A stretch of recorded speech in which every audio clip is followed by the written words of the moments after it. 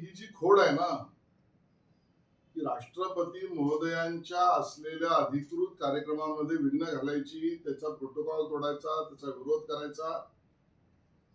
हिंदुस्थानच्या राजकारणामध्ये इतकं घाणेरडं राजकारण आणि तेही संविधानिक सर्वोच्च पदावर बसलेल्या व्यक्तीबद्दल, आणि तेही त्या पदावर आमची एक भगिनी बसली आहे, महिला बसली आहे, आणि त्यातही आमच्या आदिवासी समाजाचं आणि देशाचं नेतृत्व करणारी महिला आहे.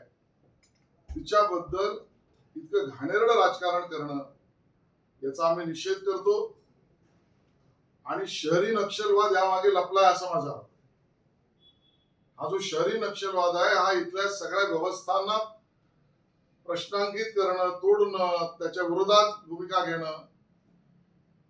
आणि आपल्याला दिसेल सर्वोच्च न्यायालय असतील, न्यायालयांच्या विरोधात असेल, तपास यंत्रणांच्या विरोधात असेल, निवडणूक यंत्रणांच्या विरोधात असेल, आणि आता राष्ट्रपती महोदय म्हणजे संविधानिक पदाच्या बद्दल सुद्धा.